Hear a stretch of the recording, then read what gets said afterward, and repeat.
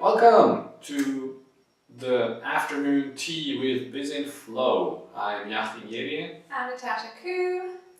And we thought we are going to start to record some YouTube videos talking about business, talking about flow, talking about the inner workings really of your mind, because that's where the game is played at, the business game. And today's the first time that we're doing this, so let's see how it goes. So we have no clue what we're doing. We thought we'd sit together and just ramble on a little bit about our business. Pretty much, yeah. And just the words from our heads, what's already contained within there, we could just blah. Blah. Give it to you, and hopefully it will be of use. Yeah, because okay, just give you a little background. Joachim is a coach. I'm a coach. We work with slightly different audiences because my people are online and they're all women. But yeah, we have a lot of stuff that we blah to our clients. That's very true, yeah. So that's blah to you. And hopefully provide value that goes beyond just blah. No, I think there's a lot to the blah. No, there really is. So, okay, I want to kind of dive into that because what do we do when we are coaching people? Like, what is this blah? Well, I mean, when you look from the outside, we're sitting exactly like this and we're having a conversation, really. And go up. That's right. Like fish. But what really happens? Well, it's hard to describe what happens. In the end, life changes. Life gets transformed. So that is what happens really on a deeper surface. There's a deeper surface? Surface is like the top. Oh man. On a deeper level. Deeper level. Yeah. Okay. So it's not only to do with us talking or sharing, but also who's on the other end, who's receiving it, and how are they receiving it. Because I know that there are times where maybe, for example, I'm listening to my mom telling me what to do. I'm like, but I'm not listening. Yeah. Nor am I looking forward to implementing what she's telling me to do. I know that I do that sometimes. But that's when I know that the client's not in the room. That's when I know that, okay, I'm talking to someone and they're not really there to listen. And that makes a great deal of a difference. Yeah, because the magic is in you, The magic is not in the coach, it's in the client. So when we want to create change, it's the client that's going to create the change. We are facilitating, we're opening the space, but it's not us that go and change the client. Yeah, we don't do that. We just point them in a direction that is useful, and we point them out what's going on and what we see, and they are the ones that create the change, not by them actually as well, because I just love what people think about self-improve is that they do those kind of steps and that's what they need to do in order to change. But actually the way I see it is they have an insider realization, and that's what creates the change. It's not something that they need to make happen now and work every day really hard on myself. No, it's when you have an insider realization that things change. Yeah, and I realized that as much as it is about the person and you, like say we have a client, it's about the client. But I think the magic is that, when we have an insight, it's coming from within us, and then we react to it, or we see something in the world and something triggers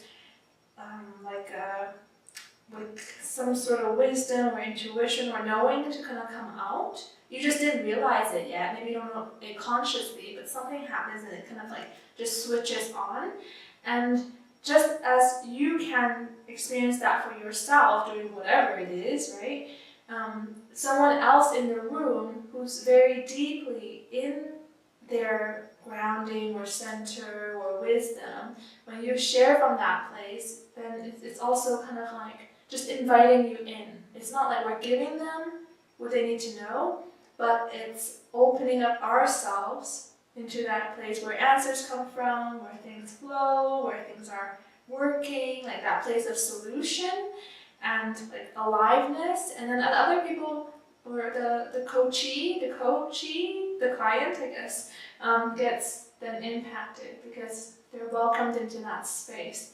And I think that a lot of the world, like no matter where you go, a lot of it is not safe and open and like it's the surface. It's not the inside surface, like you said. No, like a lot of no matter where you go, if you're learning something or in the presence of someone, usually there's an ego involved, and it's just not a safe space where you can just soak up someone's knowing. Does that make any sense? Yeah, I mean, it does make sense. It's just when you, in every situation, I believe you can learn something. It might not feel very comfortable, and certainly for certain topics, I do agree that this kind of safe space and inviting someone in that space makes a lot of sense. But I just see that I also learned a lot in very uncomfortable situations, facing lots of ego stuff and all of those things, and facing that, and then realizing actually there's nothing I need to be afraid of.